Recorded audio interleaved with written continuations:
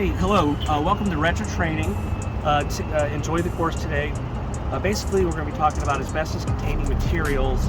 Asbestos is a naturally occurring mineral. It's mined from the ground. It's an excellent construction material, but what makes it an excellent construction material is also what makes it dangerous to human health. And that's why a lot of the material has been banned, especially in the United States, but it's still worldwide used as a construction material. But in the United States, it's pretty much been banned, and as inspectors, we have to be concerned with going into buildings, identifying these potential ACM, and if we do find asbestos-containing materials, it's not absolutely necessary that it be removed, but if there are renovations or demolition activities, then there's certain regulations that apply, like EPA, OSHA, FDOT, and so this course, you're going to learn about this in detail. Thank you. Welcome to Retro Training Services Asbestos Worker Refresher course. Let's start with general background information. Physical characteristics. Asbestos is the common name for a group of minerals with similar properties. It is mined from the earth like other minerals. Asbestos is unique in that it does not break up into dust particles. Rather, it divides into millions of fibers.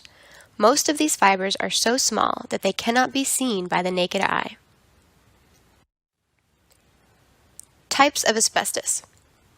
Asbestos is found commercially in three common varieties: chrysotile, amosite, and chrysotillite. All three have a variety of properties that make them valuable in the commercial and construction industries.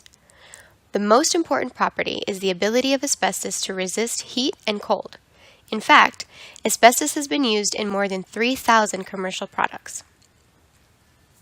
The two most common groups are serpentine asbestos, in which chrysotile or white asbestos can be found, and amphibole asbestos, in which amosite or brown asbestos and chrysotillite, blue asbestos, can be found. Here's a brief history of asbestos use. The asbestos industry started during the 1870s when the first commercial chrysotile mine opened in Quebec, Canada. Chrysotillite was the first form of asbestos mined in South Africa during the 1890s. Amosite was also mined in Africa beginning in 1916. Asbestos was used as insulation from 1870 to 1900. Its use became more common with the development of the steam engine. After 1900, asbestos-containing material, also known as ACM, was used on steam pipes and boilers of ships. Until the early 1940s, most ACM in the United States contained chrysotile from Canada. The increased need for asbestos during World War II caused amosite to become widely used in American shipyards. Prior to and after World War II, many building codes required the use of asbestos fireproofing to prevent the collapse of steel structures during fires. After World War II, the use of asbestos expanded rapidly. Although the military demand for asbestos declined, the demand for spray-applied asbestos fireproofing materials in buildings greatly increased. The fireproofing materials were used for both acoustical and decorative purposes. Estimates indicate that more than half of the large multi-story buildings constructed from 1950 to 1970 contained some form of sprayed ACM. Asbestos use in the United States began to decline in the 1970s due to the combined effect of the Environmental Protection Agency, or EPA's, ban on the use of spray-applied ACM and a general building recession. Let's look at some common uses of asbestos. Asbestos was widely used because it was readily available, low in cost, and had many useful properties.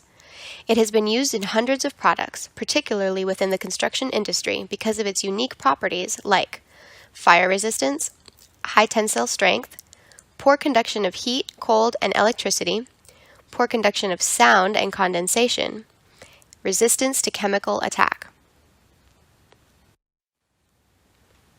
One of the most common uses of chrysotile asbestos was as fireproofing material. It can also be found in products like surfacing material, paints and coatings, concrete-like products, roofing felts, and flooring tile and sheet goods.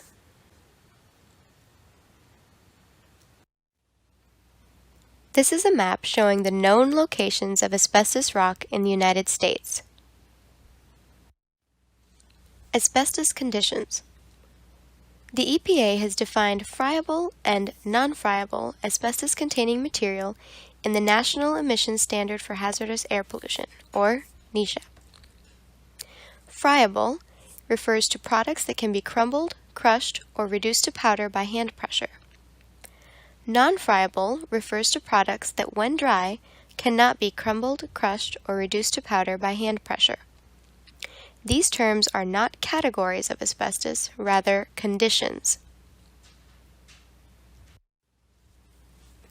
The EPA has also put asbestos materials into categories. RACM, also known as Regulated Asbestos Containing Material, is all friable materials and any non-friable materials that have, will, or might become friable in the course of demolition or renovation. Category 1 non-friable includes but is not limited to tar, vinyl-based flooring, and roofing products, gaskets, and mastics. Category 2 non-friable includes but is not limited to products that, when dry, cannot be crumbled, crushed, or reduced to powder by hand pressure. For example, cement asbestos products. Health effects of asbestos. The health problems from exposure to asbestos are well documented. As a result, the government has almost totally banned the use of asbestos, one of the cheapest and best building materials in the United States. In addition, related legal problems make most of the uses of ACM impractical. Exposure to asbestos fibers can cause a variety of diseases. The three major respiratory diseases related to asbestos are asbestosis, lung cancer, and mesothelioma.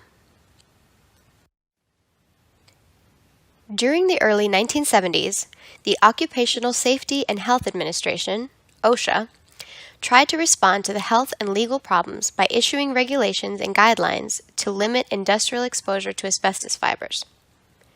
During the late 1970s and early 1980s, the EPA added guidelines and requirements to cover occupants in schools and government buildings.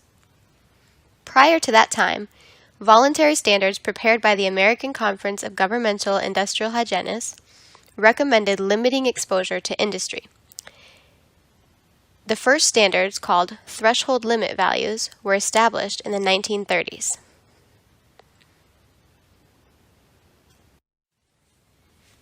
The potential health effects of asbestos can be very serious. Asbestos is a known carcinogen, meaning it can cause cancer. Fibers usually get into the body through the nose and mouth while breathing, which is why wearing proper protective gear is very important. We will cover more about this later. Most of the diseases caused by asbestos have a long latency period and may be asymptomatic, meaning that a person who has been exposed to asbestos may go for up to 30 years without showing any symptoms of a possible disease. Many debilitating illnesses and even death can result from exposure to asbestos. Asbestos is silent, odorless, and invisible. And exposure is cumulative and progressive, meaning that small amounts of exposure over the course of many years can be as hazardous as large amounts of exposure in the short term.